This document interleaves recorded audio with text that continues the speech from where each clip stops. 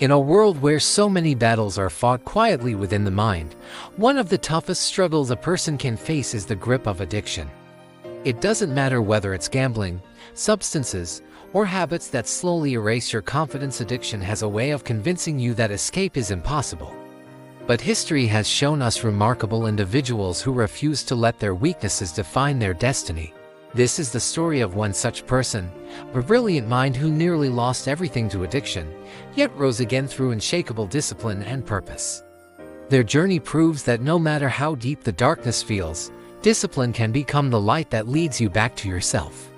There are moments in life when a person looks in the mirror and no longer recognizes the face staring back. That was exactly where Fyodor Dostoevsky found himself in the cold winters of Europe, far away from home, far away from the stability he once knew, and far away from the discipline that had shaped the early brilliance of his writing career.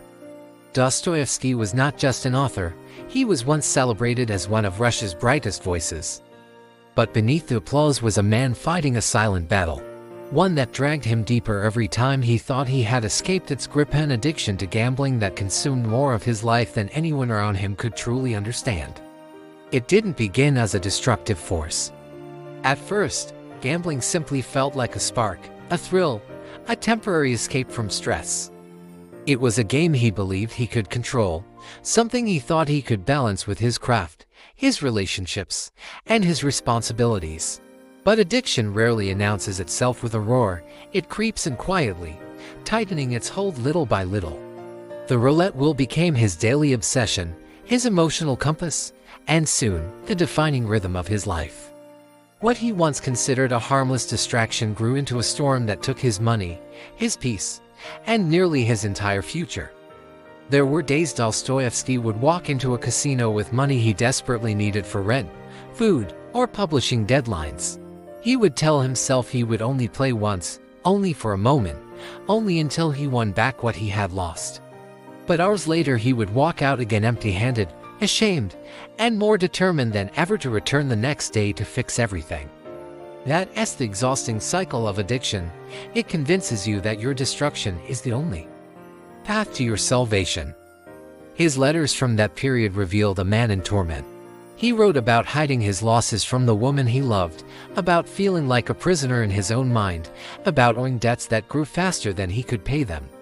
Each time he promised himself he would stop, that he would take control, that he would return to the disciplined writer he once was. But addiction doesn't let go just because you ask it to.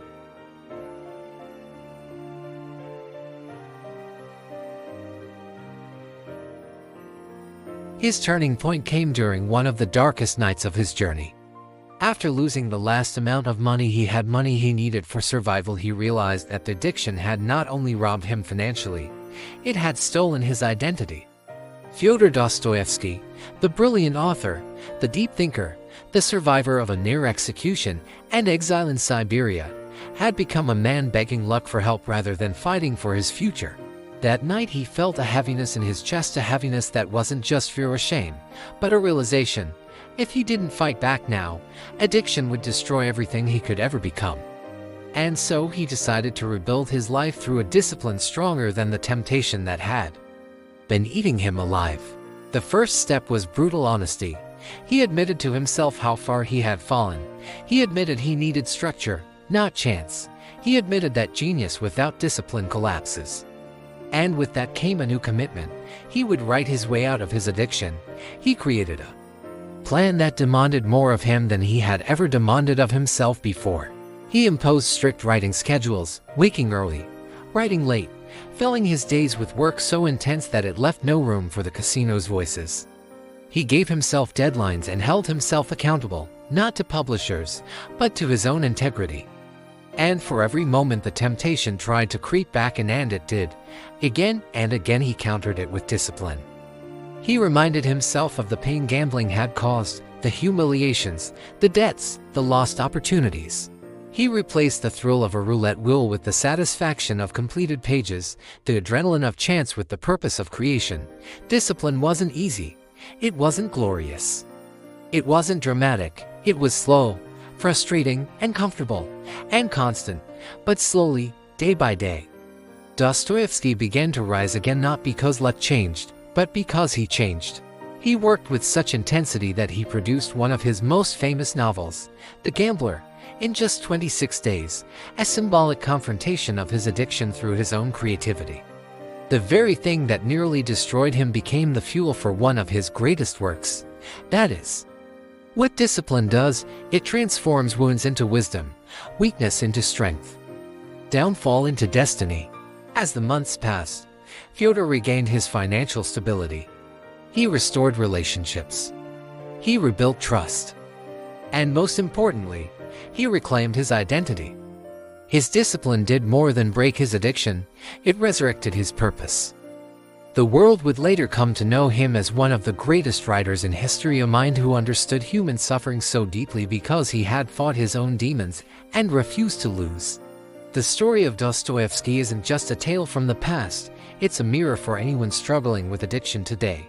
Whether it's gambling, alcohol, drugs, social media, and healthy habits, or emotional patterns, we all have something that threatens to pull us away from our highest potential. And like Dostoevsky, many people try to escape their addiction with promises, wishes, or temporary willpower. But lasting change doesn't happen through luck. It happens through discipline, daily discipline so persistent that the addiction eventually starves. Discipline is waking up even when your emotions don't agree. Discipline is cutting off temptations even when they whisper your name.